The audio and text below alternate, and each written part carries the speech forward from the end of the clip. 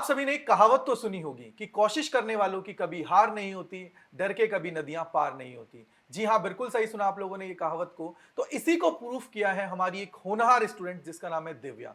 दिव्या ने अपनी जो ड्रीम कॉलेज का सपना देखा था, ड्रीम यूनिवर्सिटी में जाने का, उसको पूरा किया। और चलिए आज हम आपको मिलाते हैं दिव्या से और जानने की कोशिश करते हैं उनकी पूरी जर्नी के बारे में कि किस तरीके से उन्होंने इस चीज को कंप्लीट किया और अपना जो सपना देखा है उसको पूरा किया। तो चलिए जानते हैं।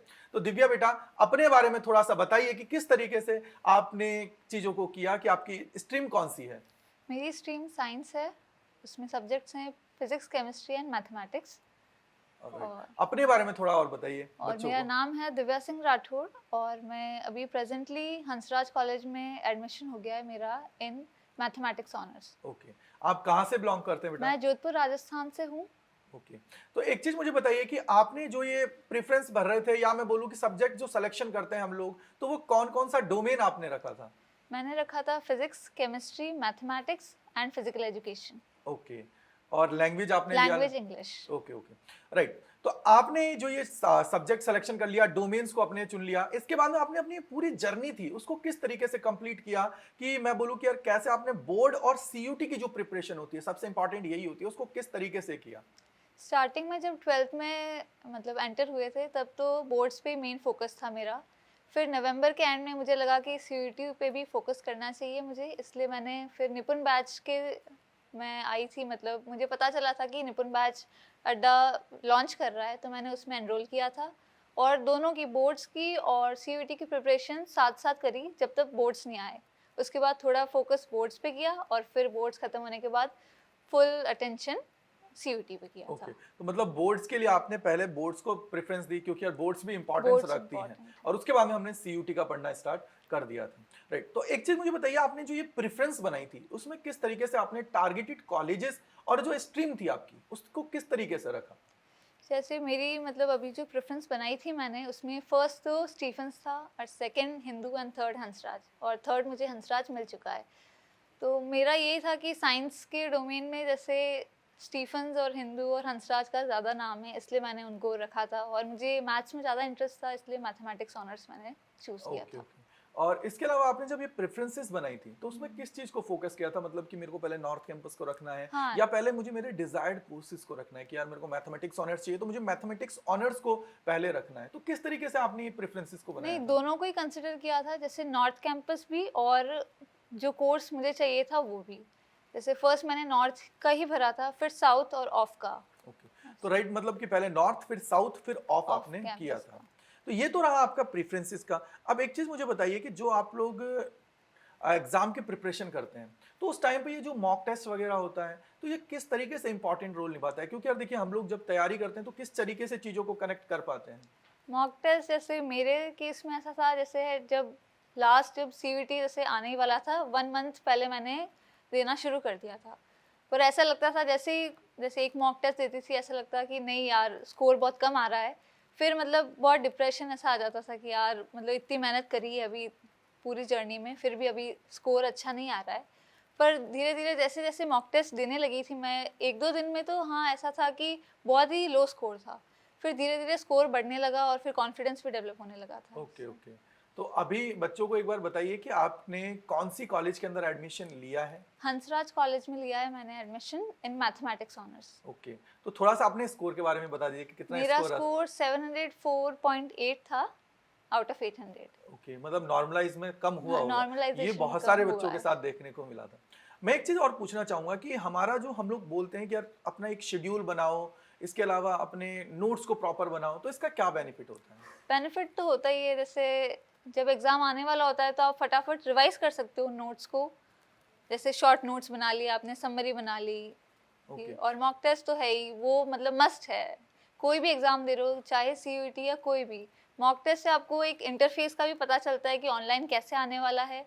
और सब कुछ थोड़ा मतलब कॉन्फिडेंस भी डेवलप हो जाता है अगर आप कंटिन्यूअसली देते हो। ओके, तो आपने अपनी प्रिपरेशन को किस तरीके से किया और कहाँ से किया था? मैंने सीयूईटी अड्डा से ही किया था प्रिपेयर, निपुण बैच से किया था। तो ये जो निपुण बैच था उसके अंदर कैसे चीजें आपने की, किस तरीके से आपने की, और उसके अलावा लास्ट में जो ये हमारा जो सबसे फ्लैगशिप बैच होता है जिसका नाम है प्रतिज्ञा, तो हाँ, उसमें क्या बेनिफिट हुआ आपको? उसमें मतलब जैसे रैपिड रिवीजन था तो उससे फटाफट जैसे टाइम नहीं लगाना पड़ा, जैसे सर जैसे कराते वैसे रोज़ के रोज़ रिवाइज करना, और जो क्लासेस लाइव क्लासेस होती वो ज़्यादा अटेंड की थी मैंने हमेशा से, जब निपुण लिया था तब भी और जब नॉर्मल फ्लैगशिप बैच था उसमें भी, ताकि बैकलॉग्स नहीं होंगे तो आपका कॉन्फिडेंस भी रहता है कि हाँ मतलब आप दूसरे क्लास मतलब ऑनलाइन है तो आपको लगता है कि सब मतलब आप किसी को देख नहीं सकते हो कि मतलब आपका कॉम्पिटिटर कौन है, पर ऐसे बैकलॉग नहीं रहता है तो आपको कॉन्फिडेंस रहता है कि हाँ सही चल रहे हैं, सर की पेस पे चल रहे हैं। हाँ, ऐसे क्योंकि मेन चीज तो ये है ना कि यार बैकलॉग्स रहती है ना, तो फिर वो बैकलॉग्स बढ़ती जाती बढ़ती है। है। आज एक होगा, फिर कल दो होगा, परसों तीन होगा, वो इस तरीके से फिर आराम से चीजें होती जाएंगी और एंड में ऐसा होगा कि यार जो हम लोग जहाँ पहुंचना चाह रहे थे वहां पहुंच नहीं पाएंगे। हाँ यही चीज होता है, क्योंकि मेनली जब सिलेक्शन की बात आती है तो सिलेक्शन उन्हीं का होता है जो पूरी तरह कंसिस्टेंसी को रखते हैं और कंसिस्टेंट रहते हैं, तब जाके उनका सिलेक्शन होता है।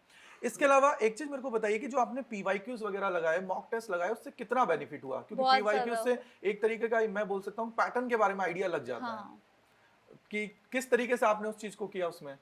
मतलब मैंने टाइम फिक्स कर लिया था, जैसे मुझे अप्रोक्सीमेटली जैसे 9 से 10 तक मैं हर रोज़ मॉक देती थी, एक सब्जेक्ट का या कभी दो सब्जेक्ट का, जैसे मेरे थे फिजिक्स केमिस्ट्री मैथ्स और इंग्लिश, तो कभी मैंने फिजिक्स और इंग्लिश दे दिया और फिर मैथ्स और केमिस्ट्री ऑल्टरनेट डेज में ऐसे करती थी। राइट राइट, बहुत तो अच्छी बात है। ज़्यादा टाइम भी कंज्यूम नहीं होता था और मॉक टेस्ट भी जैसे 15-15 तो हो ही जाते थे एक मंथ में ऐसा। 15 बहुत इंपॉर्टेंट है यार, 15 से तो हम लोगों को ये आइडिया लग जाएगा कि पैटर्न किस तरीके का आने हाँ वाला वही। है। राइट। अब एक चीज और मैं इससे आपसे पूछना चाहूंगा कि ये जो टाइम मैनेजमेंट होता है, हर कोई कहता है कि यार टाइम मैनेजमेंट करो, टाइम मैनेजमेंट करो, तो इसका बेनिफिट क्या होता है और एग्जाम के टाइम पे क्या होता है? स्टार्टिंग में हम लोग जब किसी भी सब्जेक्ट्स को पढ़ते हैं तो उस टाइम पे टाइम मैनेजमेंट का क्या बेनिफिट है? मतलब डिवाइड करना चाहिए टाइम, जैसे फिजिक्स को 1.5 आवर दिया, केमिस्ट्री को और मैथमेटिक्स को, जैसे फिजिक्स और मैथ्स थोड़े मतलब टफ रहते हैं सब्जेक्ट्स, तो मतलब फिजिक्स ले लिया और केमिस्ट्री ले लिया, फिर मैथमेटिक्स और इंग्लिश अलग जैसे अलग स्लॉट में लिया, तो आपको ब्रेन को भी ज़्यादा प्रेशर नहीं आता है और आप आराम से कर सकते हो ऐसे। ओके, तो मतलब टाइम मैनेजमेंट इंपॉर्टेंट है। इम्पॉर्टेंट है। आपने कैसे टाइम को मैनेज किया था? किस तरीके से आप पढ़ते थे मतलब? मैं लाइव क्लासेस तो अटेंड कर लेती थी, जैसे निपुण का है, उसके बाद जैसे रात को टाइम मिल गया तो फिजिक्स कर ली मैंने, फिर सुबह टाइम मिला तो मैथमेटिक्स कर ली, और इंग्लिश को जैसे कोई ब्रेक का टाइम होता था जैसे कि अब क्लासेस स्टार्ट होने वाली है लाइव की, तो उससे पहले कर लेती थी ओके, ऐसे। तो मतलब टाइम प्रॉपर डिवाइड किया हाँ था। डिवाइड और इसके करना। अंदर मैं एक चीज और पूछना चाहूंगा कि ऐसा कुछ था कि बहुत सारे बच्चे बोलते हैं कि सर मैं तो 10 घंटे पढ़ता हूँ, मैं तो 15 नहीं घंटे नहीं पढ़ता हूँ, या मैं तो 5 घंटे पढ़ता हूँ, इस तरीके का कुछ? नहीं, घंटे मैटर नहीं करते, आपका ब्रेन कितना प्रेजेंट है उस जगह वो मैटर करता है ऐसे। ओके, तो मतलब कि आपकी प्रेजेंस डिपेंड हाँ करती है कि यार आप प्रेजेंस कितना डिपेंड। चीजें कर पा रहे हो, किस तरीके से कर पा रहे हो। हाँ राइट, तो यहाँ पे मॉक टेस्ट वगैरह भी बहुत यूजफुल रहता रहे है। हैं। अब एक चीज और मैं आपसे पूछना चाहूंगा कि ये जो आपकी जर्नी रही थी, इस जर्नी के अंदर आपने सारी चीजों को बहुत अच्छे से किया और अपने ड्रीम कॉलेज को अटेम्प्ट कर लिया।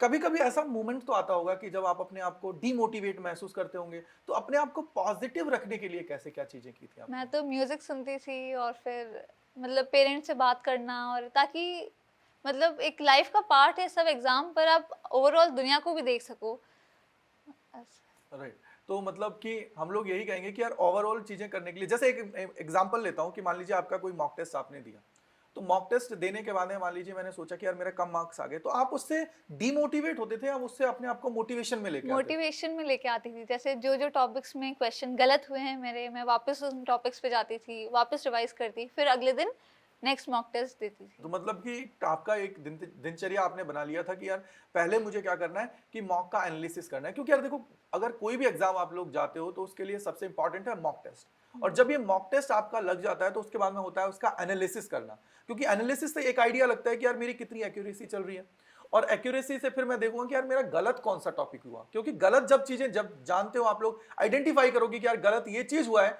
तो उस चीज को जब सही करोगे तो अगली बार अपने आप को गलती उस टॉपिक के अंदर तो आपकी गलती नहीं होने वाली है। मैं तो एक ही चीज एडवाइस करूंगा कि यार आप लोग क्या करिए, जो भी आपकी गलतियां होती हैं तो उसके लिए एक अलग से कॉपी बना लीजिए। उसमें क्या होगा कि हर बार ये तो फिक्स है कि यार मैं अगर इलेक्ट्रोस्टैटिक पढ़ रहा हूं तो उसी में मेरे को दिक्कत होगी, या मैं कैलकुलस उठा रहा हूं तो कैलकुलस में मुझे दिक्कत हो रही है, या फिर मैं किसी नेम रिएक्शन की तरफ जा रहा हूं तो नेम रिएक्शन में दिक्कत हो रही है। तो उसके लिए मुझे क्या करना है, कॉपी बना लूं प्रॉपर, उसके अंदर मैं लिखता रहूं कि यार इस टॉपिक में मेरी हर बार गलती होती है और इसको मुझे क्या करना है अब अच्छे से करना है, और नेक्स्ट टाइम जब भी मॉक देने बैठूं तो उसको क्या करना है, मुझे अच्छे से देख के रिवाइज करके देन मॉक पे जाना है। तो इससे क्या बेनिफिट होगा, आपका स्कोर भी इंक्रीज होगा और जो टॉपिक्स में आपको दिक्कत हो रही है उस टॉपिक में आपको दिक्कत नहीं होगी। अब मैं यहाँ पे एक चीज और पूछना चाहूंगा कि आगे आपका फ्यूचर का क्या सोचा है, आपने किस तरीके का गोल बना रखा है कि यार मुझे इस ड्रीम पे पहुंचना है अभी? मुझे मेजरली बैंकिंग सेक्टर में ज़्यादा इंटरेस्ट है, इसलिए मैंने मैथमेटिक्स चूज़ करी है। और इसके अलावा आगे कुछ बैंकिंग सेक्टर्स के अलावा आगे कुछ और सोचा है, कोई और गोल बनाया इसमें? हाँ, जैसे यूपीएससी का है गोल, पर एक बैकअप के तौर पे मैंने बैंकिंग सेक्टर को ज़्यादा चूज़ किया हुआ है। ओके।